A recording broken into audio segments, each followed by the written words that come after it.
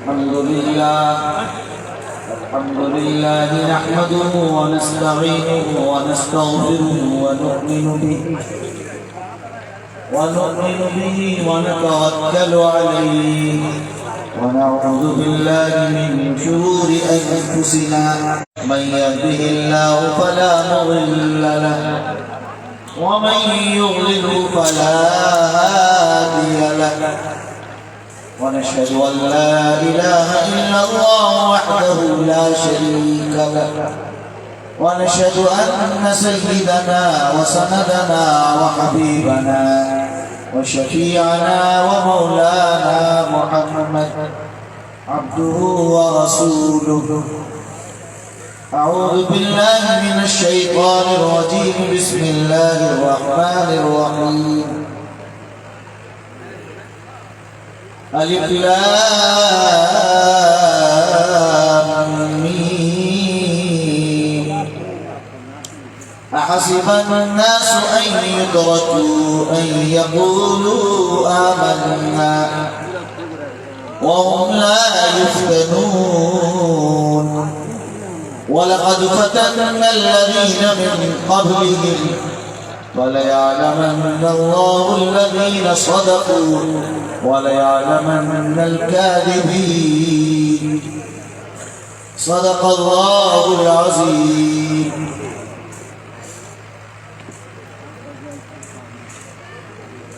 Stage پر رونق افروز نہایت معزز اور موقر علماء کرام، شعراء اعظام، دانشوران ذی وقار، معزز مہمانان، بزرگوں اور دینی بھائیوں، پردہ نشین مائیں اور بہنوں، ہم اور آپ عشاء کی نماز کے بعد سے مسلسل علماء کرام کے بیانات سن رہے ہیں۔ ابھی حضرت امیر شریعت دامت برکاتہ العالیہ کا بیان بھی آپ نے سماعت کیا اور یہ سلسلہ ابھی جاری ہے۔ میں آپ حضرات کے درمیان تھوڑی دیر کے لیے حاضر ہوا ہوں۔ حق جل مجدہ کے شکر کے بعد میں شکر گزار ہوں اجلاس کے تمام منتظمین، خاص طور پر اس ادارے کے روح رواں اور اس اجلاس کے منعقد کرنے والے محترم جناب قاری محمد ہاشم صاحب۔ میں نے ان سے درخواست کی کہ جب حضرت امیر شریعت تشریف لے جا رہے ہیں تو اب نائب امیر شریعت کی ضرورت نہیں ہے، آپ مجھے چھوڑ دیں، لیکن ان کا اصرار باقی رہا، حتیٰ کہ آج میں آپ کے درمیان حاضر ہوں۔ قاری صاحب کے لیے دعا فرمائیں کہ اللہ تعالیٰ انہیں مکمل صحت یاب فرمائے اور اللہ تعالیٰ انہیں قوت جسمانی کے ساتھ قوت روحانی سے سرفراز فرمائے۔ ابھی آپ حضرات نے ناظم جلسہ کی چابک دستی اور ان کی ذہانت کو داد دیجیے کہ انہوں نے آپ کو کھلا بھی دیا اور آپ کا پروگرام بھی جاری رکھا۔ ماشاءاللہ یہ میرے تجربے کی بھی ایک نئی چیز ہے۔ اللہ ان کی زبان و بیان کی فصاحت و بلاغت اور اللہ تعالیٰ نے جو انہیں ملکہ عطا فرمایا ہے۔ میری پہلی ملاقات غالباً ناظم صاحب یہاں موجود ہیں، میں بڑا متاثر ہوا۔ دعا ہے اللہم زد فزد۔ میرے بھائیوں، میں سمجھتا ہوں کہ آپ لوگوں میں سے کافی لوگوں نے اپنا لیا ہے، آدھے مجمع نے تو کم از کم کھا لیا ہے۔ تو اگر اتنے لوگ بھی غور سے سن لیں تو کافی ہو جائے. شاہ اسماعیل شہید رحمت اللہ علیہ جو بڑے خطیب ہیں اس امت کے، بڑے مصلح اور بڑے داعی اور عظیم مبلغ اسلام کے، شاہ اسماعیل شہید رحمت اللہ علیہ کے پاس ایک شخص آیا، انہوں نے ان کے سامنے بھی 3 گھنٹے کی تقریر دہرائی. تو صحیح بات یہ ہے کہ اگر طلب صادق ہو اور تھوڑے لوگ بھی ہوں تو اس میں بات کی جا سکتی. اسی لیے میں جو سامنے والے ہیں وہ شاید مکمل طور پر حاضر ہیں. ابھی آپ حضرات نے 45 بچوں کی دستار بندی کا منظر دیکھا. اللہ اکبر. شاید آپ میں سے بہت سے لوگ اس کی عظمت اور اس محنت اور اس کارنامے کو محسوس نہیں کیا ہوگا کہ یہ کیا ہوگا. جو لوگ مدرسے چلاتے ہیں، حفظ کراتے ہیں، ان سے جا کر پوچھئے کہ 20 سال ہو چکے ایک حافظ بھی تیار نہیں ہو سکا. یہاں 45 حافظ تیار ہو رہے. صحیح بات یہ ہے کہ یہ حافظ ایسے نہیں ہوتا اور حافظ ایسے نہیں بن جاتا. یہ جو بچے ہیں فجر سے پہلے اٹھ جاتے ہیں، سبق جب تک سنا نہیں لیتے انہیں ناشتہ نہیں ملتا، سبق پارا سنا نہیں لیتے تو کھانا نہیں لگتا. ایک اضطرابی کیفیت میں، ایک بے چینی کی کیفیت میں ہوتا. ان بچوں کی صحت نہیں بنتی. آپ دیکھتے دبلے پتلے لاغر نہیں ہوتے. ظاہر ہے کہ 30 پاروں کو اپنے سینے میں محفوظ کر لینا جہاں اللہ کے کلام کا معجزہ ہے. صرف معجزے سے کام نہیں، بظاہر کسر کے ساتھ محنت بھی کرنی پڑتی ہے. حضرت میں ایک معذرت کے ساتھ میں آپ سے گزارش کروں گا کہ ہمارے جو ساتھی پیچھے کی طرف بیٹھے ہوئے ہیں اور مجھے یقین ہے کہ وہ عقیدت اور محبت کے ساتھ باتوں کو سن رہے ہیں، ان سے گزارش کروں گا کہ یہ جو آگے کی جو کرسیاں خالی ہو گئی ہیں آپ تھوڑا سا بڑھائیں. انشاءاللہ اللہ آپ کو اس پر بھی اجر دے گا. یہ خالی جگہوں کو پر کر لیں.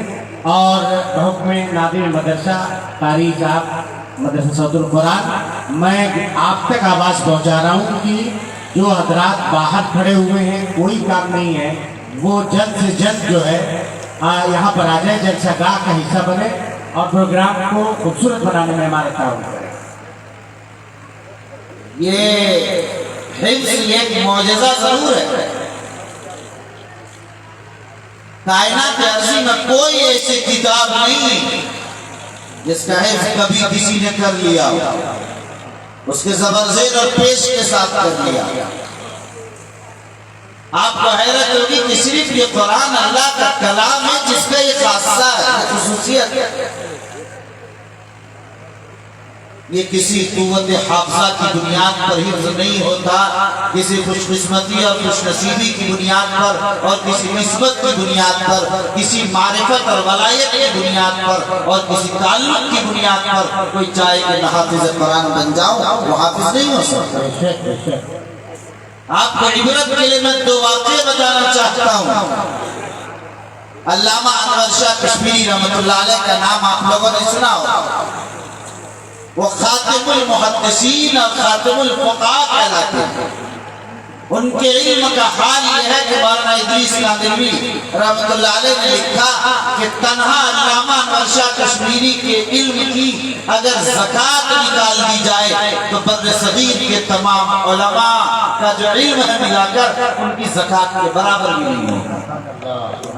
دارالعلوم دیوبند کے محتمین مولانا حبیب الرحمان صاحب نے کہا تھا کہ علامہ انور شاہ جب تک زندہ ہے اگر دارالعلوم دیوبند کی لائبریری کو آگ لگ جائے اور ساری کتابیں جل جائے مجھے فکر نہیں کہ انور شاہ تمام کتابوں کے حافظ ہیں لکھ سکتے ہیں دوبارہ۔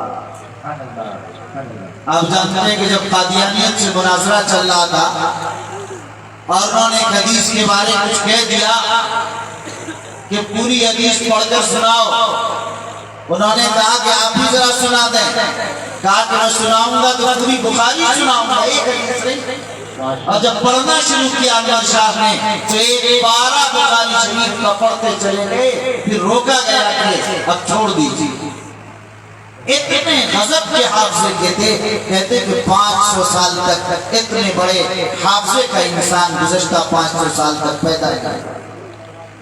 اللہ نے اتنا حافظہ دیا تھا کہ ان کے بارے میں لکھا کہ اگر وہ چٹپے بھی کسی چیز کو دیکھ لیتے تو 40 سال تک وہ یاد رکھتے، اور اگر کسی چیز کو غور سے پڑھ لیا تو یہ نہیں کہ صرف یاد رکھتے، اس صفحہ پیج اور سطر لائن کے ساتھ 40 سال بعد نہیں مرتے دم بھی بتا دیتے کہ یہ ہے فلاں کتاب فلاں لائبریری میں فلاں نمبر پر رکھی ہوئی، اس کے فلاں پیج کی فلاں لائن پر یہ لکھا ہوا میں نے اس تاریخ اس سن میں نے پڑھی ہے۔ وہ خود حضرت تھانوی نے لکھا کہ انور شاہ اسلام کی حقانیت کی علامتوں میں سے ایک علامت ہے انور شاہ کہ انور شاہ مسلمان ہیں۔ اشرف علی کو اس لئے یقین ہے کہ اسلام سچا مذہب ہے، اگر اسلام سچا مذہب نہ ہوتا تو انور شاہ مسلمان نہ ہوتے۔ اتنے بڑے آدمی انور شاہ، لیکن وہ قرآن مجید کے حافظ نہیں تھے، اور یہ نہیں کہ نہیں تھے، قرآن کے حافظ نہیں ہو سکتے، اور یہ نہیں کہ محنت نہیں کی، 3 مرتبہ کوشش کی کہ میں کسی طرح قرآن کا حفظ کر لوں۔ مولانا انظر شاہ کشمیری رحمۃ اللہ علیہ نے درسگاہ میں ہم لوگوں سے بتایا کہ 3 بار والد گرامی قدر نے حفظ کی کوشش کی، لیکن وہ حافظ قرآن نہیں ہو سکتے۔ یہ ہے حفظ قرآن، اور یہ ہے جو بچے حافظ قرآن ہو رہے ہیں۔ آپ سمجھتے کوئی ایسی ہو گیا؟ نہیں، یہ اللہ کی محبوبیت، ان کے دربار میں مقبولیت، ان کی بارگاہ میں ان حضرات کی برگزیدگی ہے جس کی بنیاد پر اللہ نے یہ شرف و سعادت میں عطا کیا۔ اور دور مت جائیے، آ جائیے اپنے، ابھی آپ نے امیر شریعت کو سنا، ان کے والد گرامی قدر میرے مرشد مخدوم گرامی قدر امیر شریعت صاحب مفکر اسلام حضرت مولانا سید محمد ولی رحمانی رحمۃ اللہ علیہ، جو اس ادارے کے معلومات سرپرست بھی تھے اور اس سے قبل کے اجلاس میں تشریف بھی لائے۔ حضرت مولانا ولی رحمانی رحمۃ اللہ علیہ کو آپ جانتے ہیں کہ وہ سیدنا شیخ عبد القادر جیلانی کی اولاد ہے۔ آپ جانتے ہیں کہ اس خانوادے میں صدیوں سے صاحب نسبت، تعلق مع اللہ رکھنے والے، صاحب معرفت، بڑے بڑے علماء کبار پیدا ہوئے، ہر زمانے میں بڑے علماء پیدا ہوئے اس وقت سے، حتیٰ کہ آج آپ دیکھیں 4 نسل تو بہار میں گزر گئی، مولانا محمد علی منگیری، مولانا منت اللہ رحمانی، مولانا ولی رحمانی اور مولانا احمد ولی فیصل رحمانی، لیکن خود حضرت مولانا ولی رحمانی رحمۃ اللہ علیہ نے مجھ سے سنایا اور مجھ سے کہا کہ دیکھیے سیدنا شیخ جیلانی وہ تو حافظ تھے، لیکن وہاں سے لے کر مجھ تک میری نسل قرآن پیدا ہوا۔ بڑے بڑے علماء ہیں، بڑے بڑے علماء جن کے علم کو اگر دیکھنا چاہیں تو بڑے بڑے صاحب علم اور مفسر و محدث کی سر کی ٹوپیاں ان کے کلاه گر جاتے ہیں ان کی علمی عظمتوں، ان کی فکری بلندیوں کو دیکھنے، لیکن حافظ قرآن پیدا نہیں۔ اس لیے آپ دیکھ رہے ہیں کہ منگیری حافظ نہیں تھے، مولانا منت اللہ رحمانی ان کے کوئی بھائی، ان کے صاحبزادے مولانا ولی رحمانی ان کے ساتھ کوئی حافظ تھا، میں کہہ رہا ہوں 27 نسل پشتوں تک کوئی حافظ تھا، سب بڑے بڑے عالم۔ یہ اللہ تعالیٰ کا معجزہ ہے کلام، اور وہ عظمت ہے، وہ ایک عظیم تحفہ ہے، وہ ایک انعام ہے، وہ جسے چاہتا ہے۔ बेशक बेशक اس لیے وہ والدین بھی بڑے خوش نصیب ہیں جن کے گود میں پلنے والے بچے، وہ ماں بہت خوش نصیب ہے جن کے پینے والے دودھ پینے والے بچے، جن کی گودوں میں تربیت حاصل کرنے والے بچوں نے آج حفظ قرآن کر کے ان کے لیے کل قیامت میں روشن تاج کا انتظام کر دیا۔ اس لیے میرے بھائیوں، ہمیں چاہیے ہم بھی اپنے بچوں کو حافظ قرآن بنائیں۔ میں کہتا ہوں کہ لوگوں، ارے اس لالچ میں ہی تو اپنی اولاد کو حافظ بنا لو کہ کل قیامت میں آپ کے ذریعے نجات مل جائے گا اور آپ کے جنت میں لے جانے کا ذریعہ ہو جائے گا۔ ایک بچے ہی کو صحیح حافظ قرآن بنائیں۔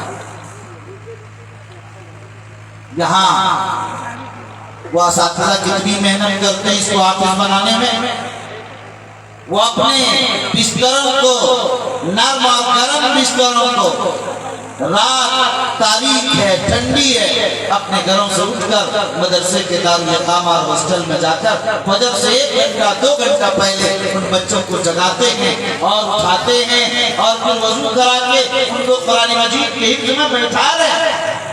ایک دن نہیں، سال کے ہر دن کا یہی معاملہ۔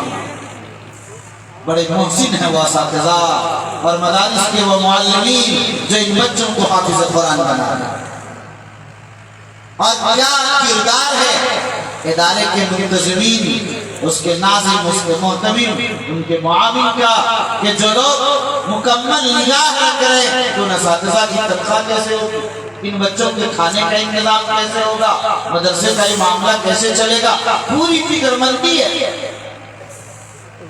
دارالوقت دیوبند کے محتمم حضرت مولانا سفیان قاسمی صاحب دامت برکات ملالیہ نے بار بار مجھ سے کہا کہ مہینے کا جب 20 تاریخ ہو جائے، 22، 25، 27 آگے بڑھتے جاتے ہیں تو ظاہر فکر لگی رہتی ہے کہ اساتذہ کی تنخواہ کا کیا ہوگا، ایک فکر سوال رہتا ہے۔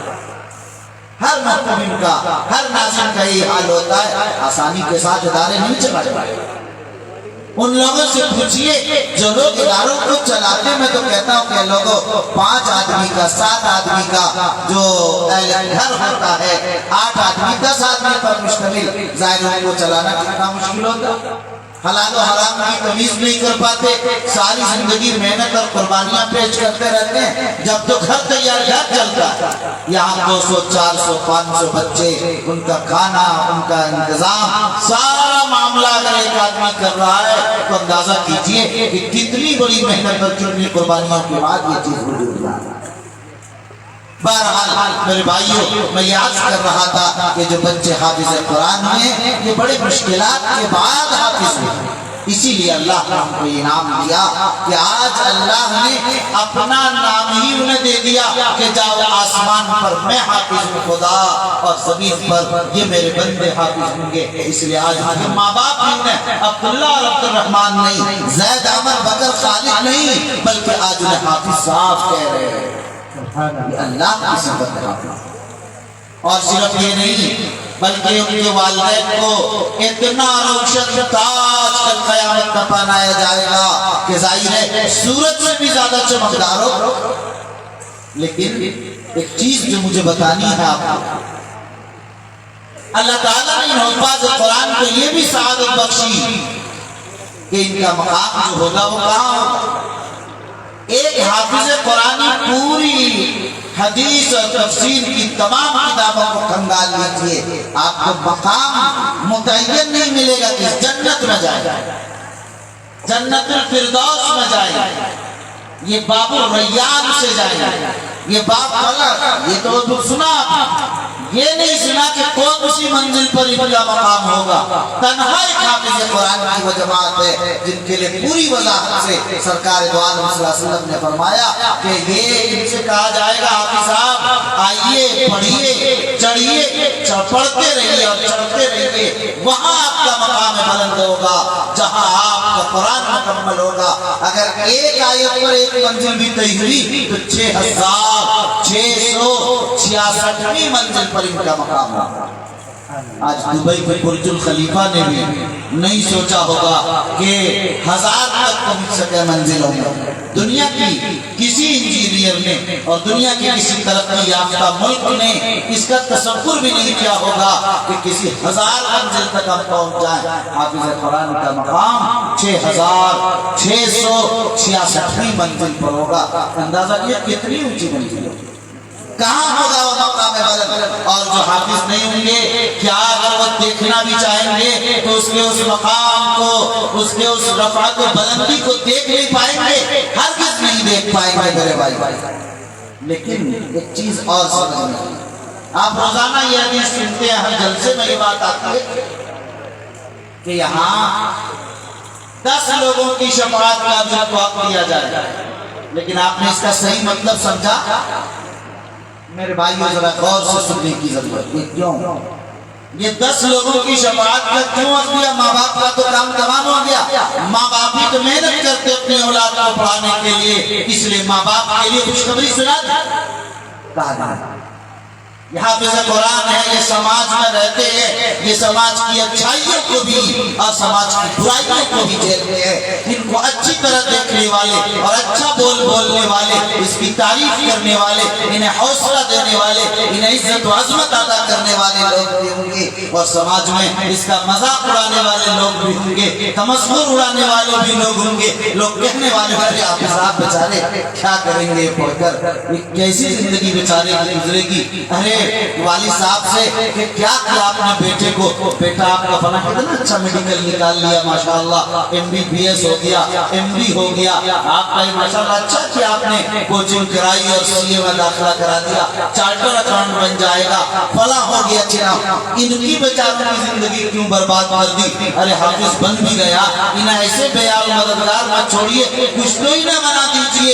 اس طرح باپ کا دل دکھاتے ہیں اور حافظ کا مذاق اڑاتے ہیں، انہیں بیچارے کہتے ہیں۔ بہت سے لوگ تو کہتے ہیں ارے یہ صدقہ زکات کھا کر پڑھنے والے یہ کیا کریں گے، جنہوں نے حرام کھائی زندگی بھر، جنہوں نے چندہ وصولا زندگی بھر، معلوم کیسے کیسے القابات، خطابات اور کلمات سے ہم انہیں نوازتے ہیں۔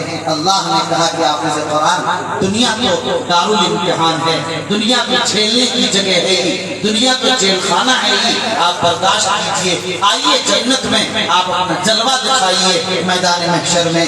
جن لوگوں نے آپ کو خیر کے کلمات کہے ہیں، جنہوں نے آپ کا تعاون کیا ہے، جنہوں نے آپ کو عزت و عظمت کی ہے، مجھے بتائیے میں ان سب کو جنت الفردوس میں بھیج دوں گا۔ اے لوگوں، وہ لوگ جنہوں نے ان کے لیے برائیاں کی، چاہے وہ ان کا چچا اور تایا کیوں نہ ہو، چاہے ان کا خالو اور ماموں کیوں نہ ہو، ان کے رشتہ دار کیوں نہ ہو، ان کا بھائی کیوں نہ ہو، لیکن اگر انہوں نے خیر کے کلمات نہیں کہے تو اللہ اس حافظ کو اپنی اس 10 کی فہرست میں ان کے نام لینے کی توفیق نہیں دے گا، وہ محروم رہ جائیں گے۔ اس لیے میرے بھائیوں سمجھنے کی چیز یہ ہے کہ اگر حافظ قرآن کی شفاعت و سفارش چاہیے تو آج ان کی عزت عظمت کا خیال رکھیے، ورنہ آپ چاہے کتنے قریبی رشتہ دار بھی کیوں نہ محروم رہ جائیں گے۔ اس لیے میرے بھائیوں یہ انہیں اس لیے 10 لوگوں کی شفاعت کا حق دیا گیا تاکہ ان کے معاونین، ان کے مخلصین، ان کے منتظمین کا وہ خیال رکھے، اور یہ بات سچائی ہے جو میں کہتا ہوں۔ آج بھی میں بھی حافظ قرآن ہوں، میں نے بھی 9 سال کی عمر میں حفظ قرآن مکمل کیا تھا۔ میرے دادا میری بڑی عزت عظمت کے ساتھ دادا ہونے کے باوجود بھی کبھی چادر، کبھی فنا اور فنا مختلف چیزیں لا کر اس بات پر کہ تمہارا فنا پارا مکمل ہو گیا، آج قرآن حفظ مکمل ہو گیا، آج دور مت بہانے بنا بنا کر مجھے خدا کی قسم نیند میں بھی اگر ہوتا ہوں کبھی اور قرآن پڑھتا ہوں اور آنکھ کھلتی ہے یا پڑھتا ہوں اور سو جاتا ہوں تو ظاہر ہے اس وقت بھی میرے دادا مجھے یاد آتے اور وہ لوگ مجھے یاد آتے ہیں جن لوگوں نے حفظ قرآن میں میری مدد کی ہے۔ یہ اس بات کی علامت ہے کہ جنت میں بھی وہی لوگ یاد آئیں گے۔ اس لیے میرے بھائیوں میں آپ حضرات سے عرض کروں گا کہ حفاظ قرآن کا، علماء کا تمسخر و مذاق اڑانا، ان کی حیثیت کو کم کرنا، انہیں ذلیل سمجھنا، انہیں حقیر سمجھنا، اسے بند کر دیجئے۔ یہ وہ جماعت ہے جسے اللہ نے کہا اور اللہ کے نبی نے افضل بتایا اور فرمایا کہ روئے زمین پر قرآن پڑھنے پڑھانے والے سب سے بہتر ہوتے ہیں۔ ان کا حال یہ ہے کہ جہاں نورانی قاعدہ ہاتھ میں لیا ان کی نجات کا فیصلہ ہو، امام محمد رحمۃ اللہ علیہ کا واقعہ مشہور ہے کہ جب قبر میں ان سے سوال کیا گیا، اللہ نے کہا فرشتوں سے کہ پوچھو جو مانگیں گے دیا جائے گا، سل تو مانگیے دیا جائے گا۔ امام محمد کیا کہتے ہیں، ہم اور آپ جو بھی قبر میں پڑے ایک مردے سے سوال ہوگا کہ مانگو آج کیا مانگتے ہو اور تمہیں دیا جائے گا۔ کوئی بھی کیا سوال کرے گا سوائے اس کے یا رب اغفر لی، اے میرے پروردگار عالم مجھے معاف فرما دیجئے، اے میرے پالنہار مجھے مغفرت کی سرٹیفکیٹ عطا فرما دیجئے، اس کے علاوہ کوئی کچھ نہیں ہے۔ امام محمد نے بھی یہی کہا، لیکن امام محمد کو جواب دیا گیا کہ محمد جب آپ کے علم دین حاصل کرنے کا فیصلہ کیا تھا اسی وقت ہم نے آپ کی نجات کا فیصلہ کر لیا۔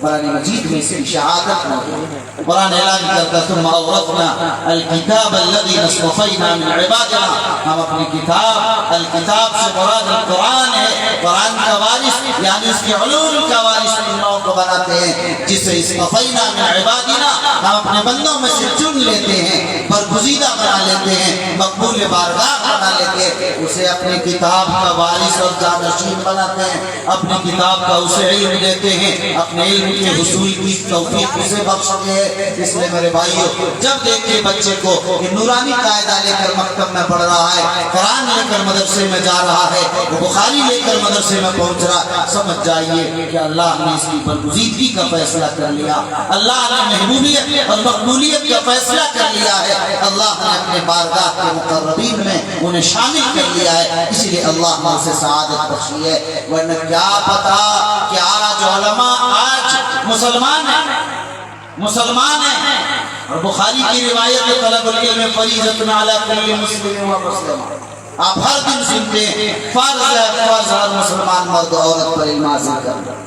آج 4% صرف علم حاصل کرتے ہیں، 4% بھی 2011 کا سروے، اب تو بہت گھٹ گیا، 2-2.5% سمجھ لیجیے۔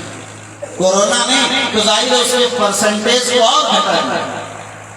آپ اندازہ کیجئے ہم نے 2.5% بھی مان لیا، ہم پرانے سروے کو 4% مان لیتے ہیں، اگر 4% لوگ دین کی تعلیم حاصل کر رہے، فرض ہے 100% آدمی پر مرد ہو یا عورت، بتائیے تو اس 96% کا کیا ہوگا جنہوں نے علم دین کو ٹچ نہیں کیا، جو علم حاصل نہیں کر رہے ہیں، ایک فریضے سے محروم ہو کر اپنے لیے نار جہنم کا فیصلہ کر رہے ہیں۔ اندازہ کیجئے کہ کیا یہ 4% اپنے سے آئے ہیں؟ نہیں، اللہ نے توفیق دی ہے، اللہ نے سعادت عطا کی ہے، ورنہ کیا ہوا 95% تھا جو ڈاکٹر تو بن جا رہے ہیں، انجینئر تو بن جا رہے ہیں، پائلٹ تو بن جا رہے ہیں، کامیاب CA تو بن جا رہے ہیں، لیکن وہ قرآن پڑھنا نہیں جانتے۔ خدا کی قسم اس کی زندگی ناکام، نامراد اور برباد ہے جو قرآن